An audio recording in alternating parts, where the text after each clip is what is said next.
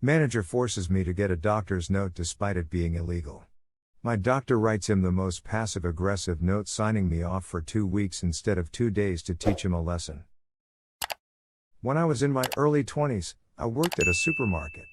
I should note that I was a pretty reliable employee. I was never late, in fact, I often got in early, and I rarely called in sick. At the time this happened, I had not called in sick for 9 months. I had been up all night, swinging between burning hot and freezing cold, so I was obviously feverish, and I had been throwing up at both ends, shall we say. At one point at about 2 a.m. I was on the toilet, with my head in the sink, utterly miserable. I must have passed out because the next thing I knew I was lifting my head off the sink and it was 7 a.m. I was due to start work at 12 that day, but that obviously wasn't going to happen. So I called up the manager. Let's call the manager Steve. Steve was known for being a real a-hole. He never believed anyone who called in sick except his best buds, usually other managers, never lower staff, but often called in sick himself. A lot of the time we knew it was because he was hungover and not actually sick. The conversation went as follows. Me: "Hey Steve, sorry, I can't come in. I'm sick." Steve: "With what?" Me: "I don't know. I think it might be the flu. I've been up all night being sick, and I have a fever." Steve: "Don't be stupid. If you had the flu you'd be completely knocked out. I need you in. Come in or you're fired." Me: "I can't. I just told you I can't stop vomiting. I passed out." Steve, growling angrily: "Either come in or bring a doctor's note, or you're fired."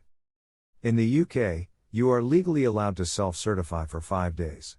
This means you can tell your employer you are sick and you do not need a doctor's note.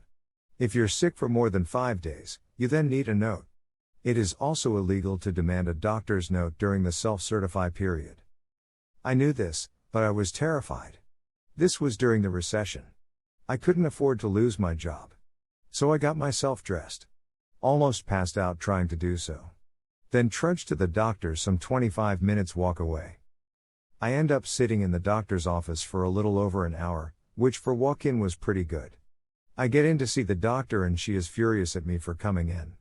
You're not supposed to come to the doctors when you have a cold or flu, and of course I knew I should be able to self-certify. She told me as such, saying I shouldn't be here and should have stayed at home. I then explained what had happened with my manager Steve and how he had threatened to fire me over this, and I couldn't afford to lose my job. I was struggling as it was. My doctor turned her anger towards my manager. She asked if I got sick pay from the company, and I said yes. "He wants a sick note, does he?" the doctor says. "Okay. I'll give him a sick note." Now, my manager just wanted a note confirming I was sick, but instead my doctor wrote something along the lines of this. "Patient has come to the doctor's office because manager has insisted she come in spite of the fact that this is illegal and all employees are allowed to self-certify.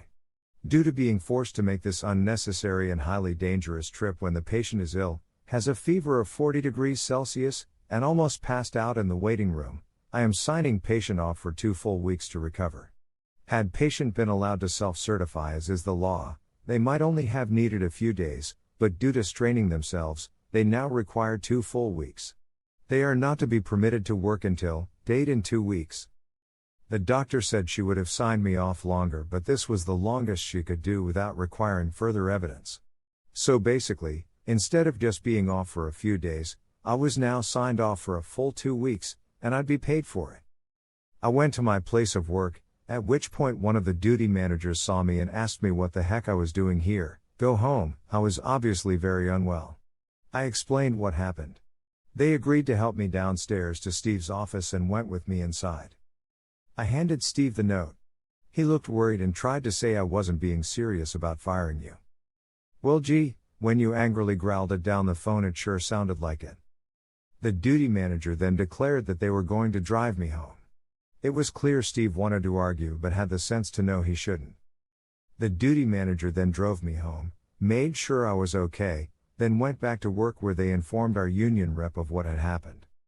Steve had a disciplinary hearing where he was given a severe reprimand and a warning. Steve tried to argue he never said I'd be fired and I was lying and just decided to go to the doctors, but the duty manager said they heard him admit to it when he said to me that he really didn't mean it. I felt better after a few days, and enjoyed my 2 weeks off, fully paid, and enjoyed the nice weather we had. Meanwhile, Steve was forced to work overtime because we were short-staffed. So thanks to the doctor, instead of being off for a few days, I ended up getting a nice 2-week paid vacation, and Steve was given a final warning, all because he insisted I get a doctor's note.